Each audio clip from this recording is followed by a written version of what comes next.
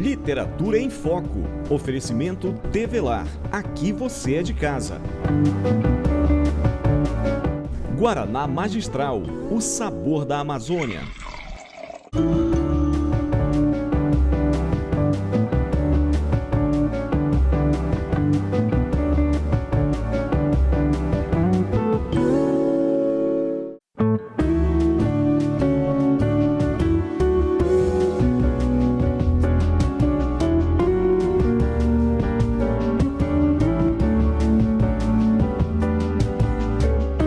Telespectador do Amazonsat, programa Literatura em Foco gravado no Seringal Hotel.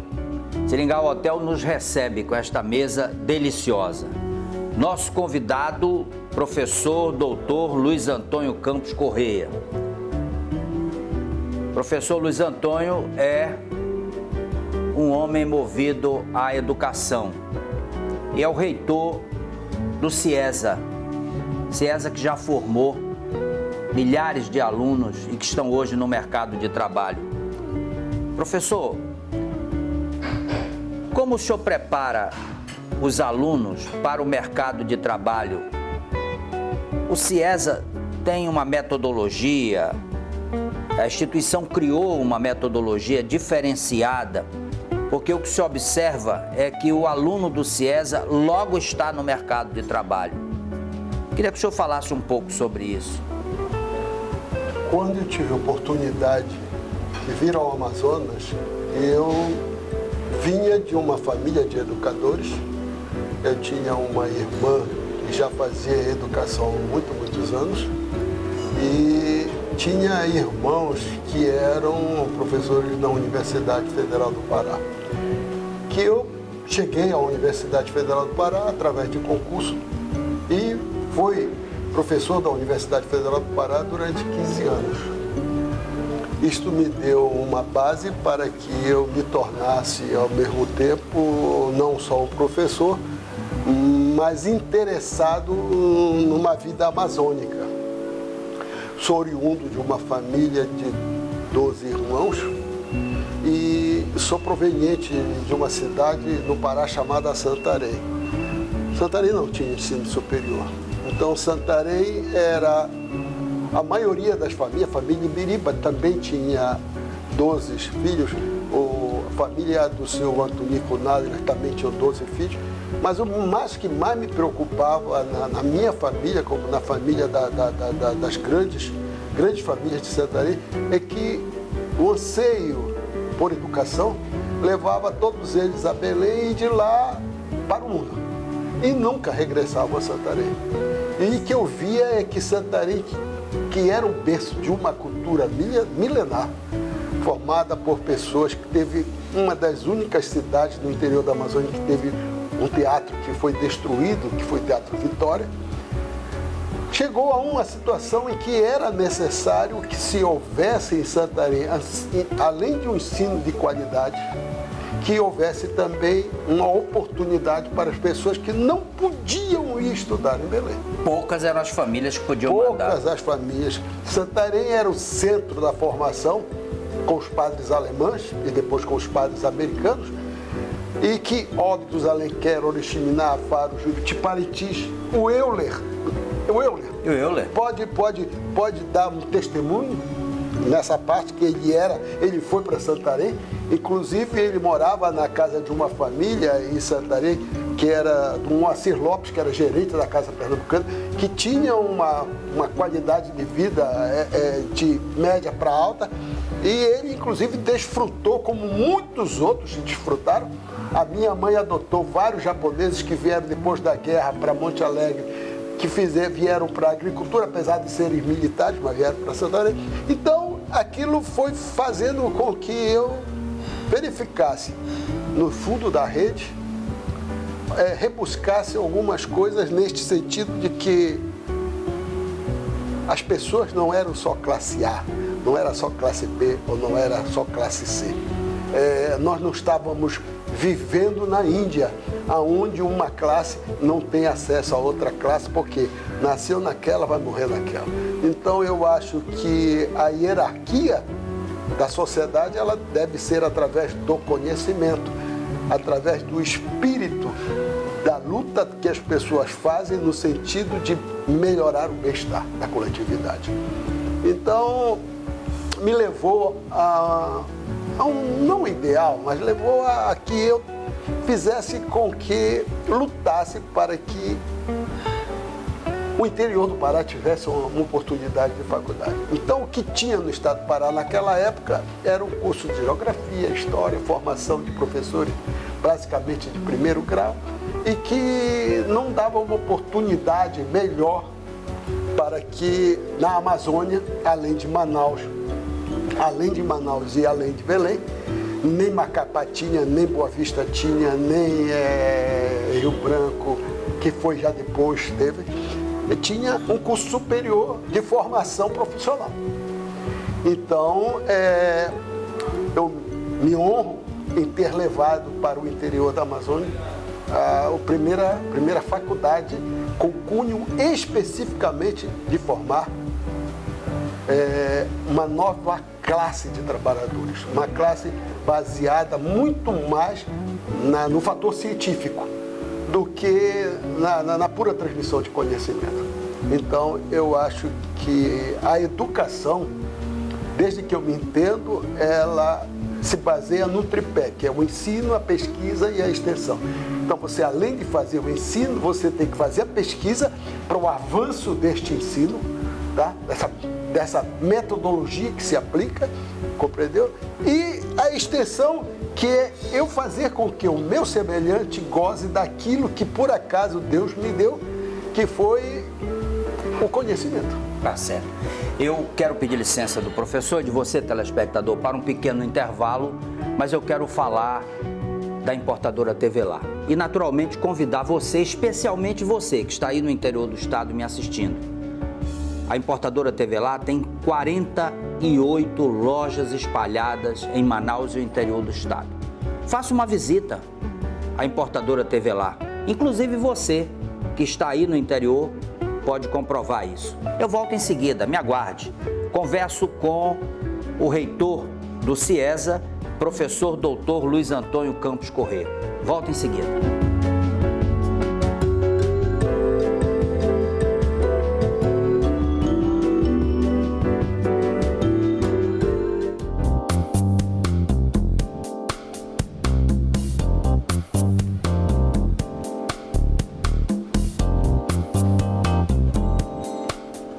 Estamos de volta, é o segundo bloco do programa Literatura em Foco. Eu gravo com muito prazer com o professor doutor Luiz Antônio Campos Corrêa, que é reitor do nosso CIESA, uma universidade importante na Amazônia.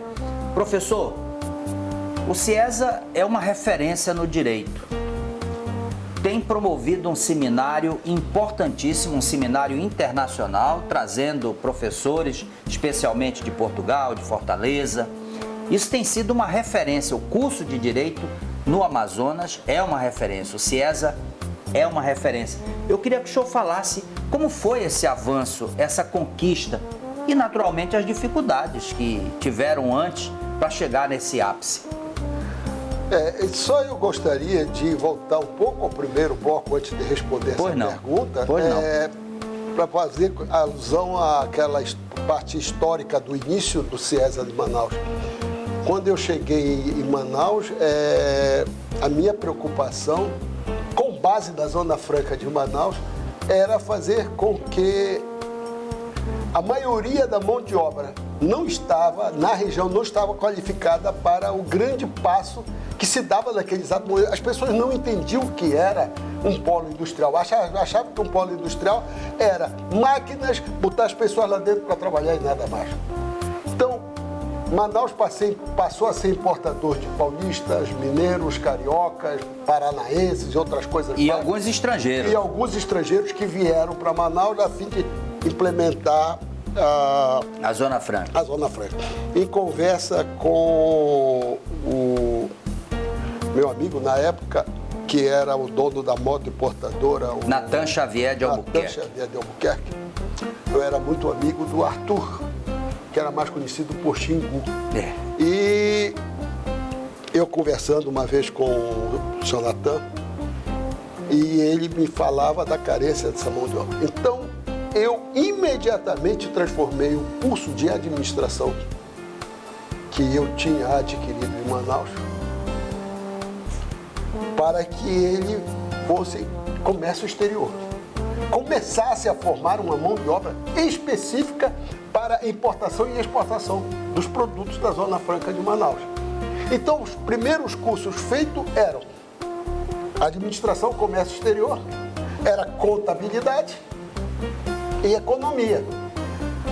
Mas havia uma preocupação maior que era o de direito, por causa da mão de obra, como qualificar pessoas para que pudessem fazer com que a matéria de direito trabalhista não pudesse se sobrepor aos interesses econômicos, ou os interesses econômicos não pudessem se sobrepor sobre os interesses trabalhistas e civilistas. Nós estávamos vivendo uma nova era, uma era do qual nós não tínhamos a certeza do seu melhor momento. Então, o momento era de, ao mesmo tempo, de uma implantação e fazer com que esta implantação não regredisse e isto viesse a ter isso. Então, o segundo momento desta era foi justamente o curso de Direito. E eu me lembro de uma das audiências do Conselho Federal de Educação, professor Caetaço, eminente professor Caetaço, acho que já faleceu, que era um dos conselheiros e que coube a ele relatar o curso de Direito do Estado do Amazonas. Depois, ele, não podendo mais relatar o processo, passou para um conselheiro do Rio Grande do Sul. E eu, naquela época, acompanhava, pare a pare, o desenvolvimento do processo. E numa daquelas discussões, se dizia, para que um novo curso de Direito no Amazonas, se já tem uma Universidade Federal do Amazonas? E eu sempre fui defensora assídua, apesar de nunca ter sido político, de que a educação, ela não pode ser privilégio. A educação, ela tem que ser dada e ela tem que ser buscada. Se eu tenho interesse, eu tenho que buscar. Claro. Então, essa busca é que faz com que exista isso. Então, o curso de Direito seria uma oportunidade que não seria onerosa para o governo, porque ela seria paga. Se ela é paga, eu estava tirando dos ombros do governo uma responsabilidade que até há pouco era única e exclusivamente privilégio de poucos. Você sabe que os colégios públicos estaduais do passado foram formados de excelentes professores. Verdade. E depois, aos poucos, se aposentaram e os colégios de padre vieram a suprir essa lacuna. Então ficou os colégios, como os colégios Marista em Belém, como os colégios do Dom Bosco, vieram preencher essa lacuna que deixou de existir no poder público. Por quê? Porque não houve uma preparação adequada de novos professores. Eu acho que o professor deveria ser assim, uma carreira para professor, assistente, o adjunto e o titular. Por quê? Eu vou lhe dizer uma máxima que se diz sempre: times que não têm segundo não vencem campeonato.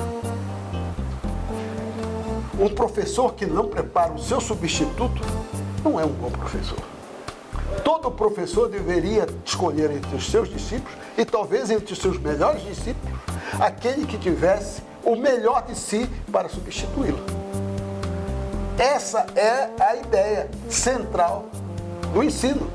Se não tivermos as pessoas que vão fazer esse mistério, por isso que se diz assim, sacerdotes in eterno, mesmo que você saia, você é sacerdote, não existe, porque o ministério da transmissão de conhecimento é um sacerdote. Ele é um sacerdote. E o mundo não existiria como mundo se não fosse o professor. Porque cabe a ele fazer justamente essa transmissão de conhecimento e despertar no outro ser que está do outro lado o interesse para que ele possa ultrapassar o mestre. Dando continuidade a tudo aquilo que aprendeu. Tudo aquilo que aprendeu. Então, na verdade, o que é que nós gostaríamos que acontecesse ao longo disso? Você sabe que hoje o que mais machuca a gente são as injustiças. As injustiças sociais. As injustiças praticadas por pessoas que muitas vezes nem sequer têm a qualificação. Eu me lembro da minha avó, que ela dizia pra gente assim: vocês por acaso querem ser jabutis? E eu perguntava para ela: por que queria ser jabuti? Meu filho, porque jabuti não tem empréstimo. Quando ele é colocado no galho de uma árvore, foi colocado pela mão de alguém. Então, o que mais incomoda na relação do ser humano é que muitas vezes nós propiciamos que as pessoas coloquem pessoas de menos qualidade nos lugares que elas não deveriam estar ali. Tá certo. Professor, eu quero interrompê-lo, pedindo desculpas naturalmente, porque a conversa está agradabilíssima. E de você, telespectador, mas eu quero falar do momento doce do programa Literatura em Foco. Eu convido você ao ir ao supermercado, levar para casa o nosso Guaraná Magistral e Magistral Gold. Tenho certeza que depois de fazer essa experiência, você vai gostar e levará sempre. Guaraná Magistral e Magistral Gold. Eu volto em seguida. Me aguarde.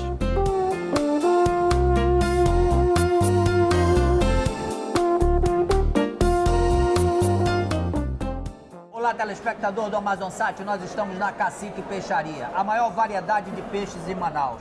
Vou conversar com o Edisandro, que vai falar dessas delícias para nós, não é verdade, Edisandro? É verdade, Abraim. Nós temos aqui o cacicado, que é o jaraqui, o pacu e a sardinha. Temos a caldeirada tradicional e a caldeirada especial, que é feita no tucupi com camarão. E só aqui na Cacique Peixaria temos o assado com farofa de banana, a parmegiana e com molho de camarão. Temos aqui o tambaqui na telha e a lasanha de pirarucu ao molho de camarão. Tudo isso vai muito bem com Guaraná Magistral e Magistral Gold.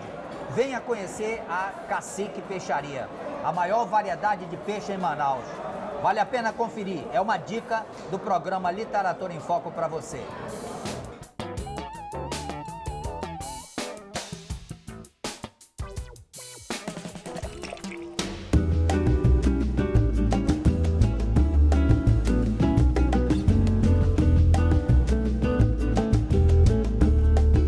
Estamos de volta, é o terceiro e último bloco do programa Literatura em Foco. Eu gravo hoje com um prazer enorme com o professor doutor Luiz Antônio Campos Corrêa. Claro, é o nosso reitor do CIESA.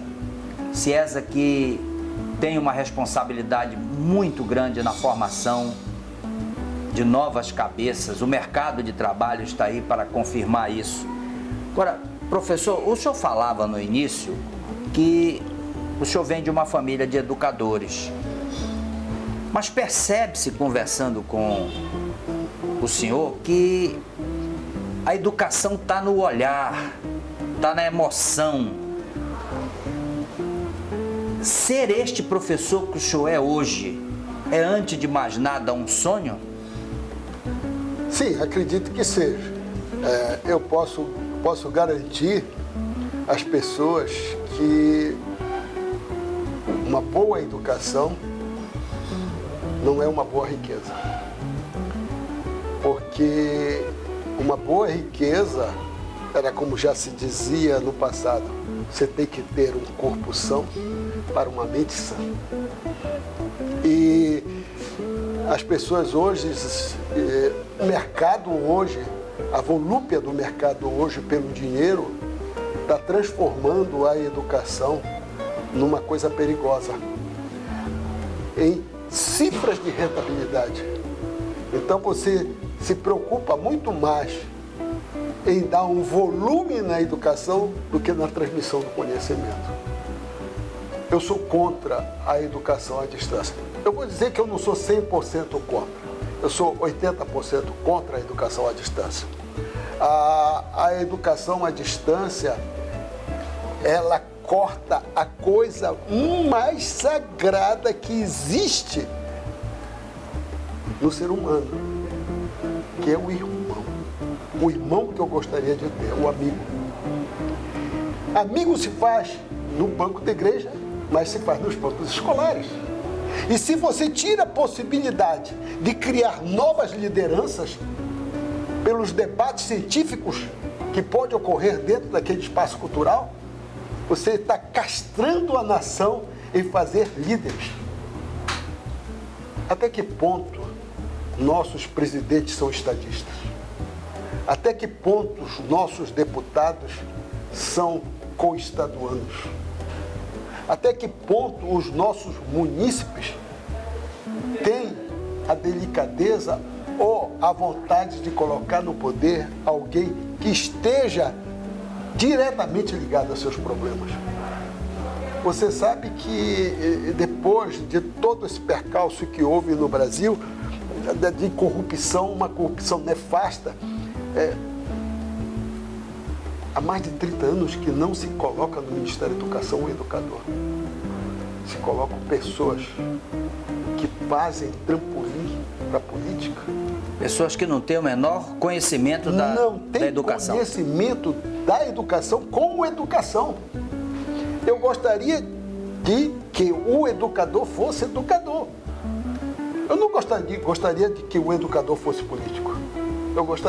O educador pode ser político? Pode. Mas o ideal seria cada macaco no seu galho.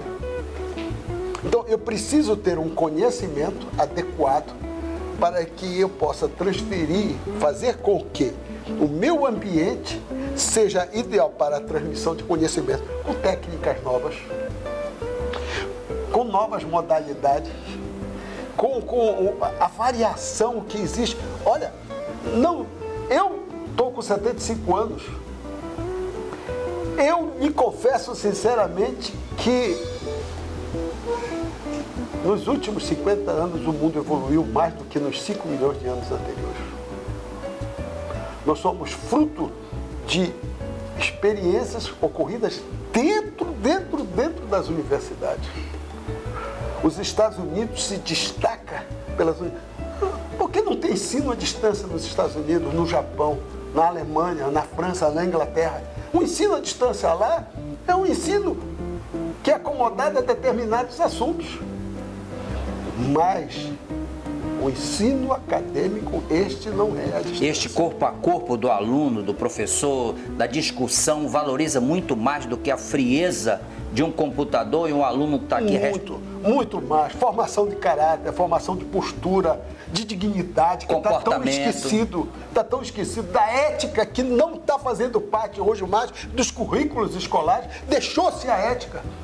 Hoje as pessoas têm muito mais interesse nos bens materiais do que nos bens espirituais. É um fato a ser pensado. Talvez para encerrar aqui, acho que ainda vamos ter outras conversas nos outros programas. Sim. Mas eu gostaria de dizer para vocês uma frase que foi dita no Senado Romano, quando foi proferida por Catilina, que dizia no Senado Romano ao imperador César: "Totiusque tande labutare patientia nostra." Até quando abusarás da nossa paciência? Haverá uma guerra civil? Ninguém sabe. A falta de conhecimento talvez leve a isso. Aonde a força vai se sobrepor à ignorância. Tá certo. Professor, foi um prazer enorme conversar com o senhor. Falar de educação é muito mais prazeroso ainda. Nós estamos chegando ao final do programa e agora o senhor tem a oportunidade de se despedir, especialmente daqueles que o senhor ajudou a formar lá no CIESA, daqueles discípulos que o senhor deixou. Vou, mais uma vez, parodiar aos grandes brasileiros. Espero que cada um cumpra com a sua obrigação. Tá certo. Chegamos ao final de mais um programa Literatura em Foco. Hoje conversei com muito prazer com o professor doutor Luiz Antônio Campos Corrêa.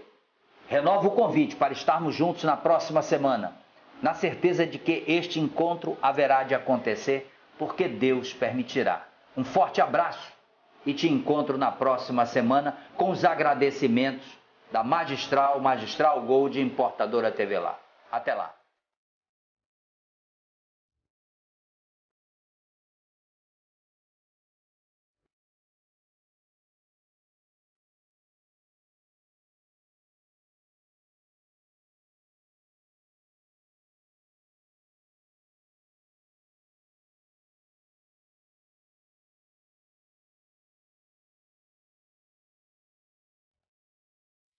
Literatura em Foco.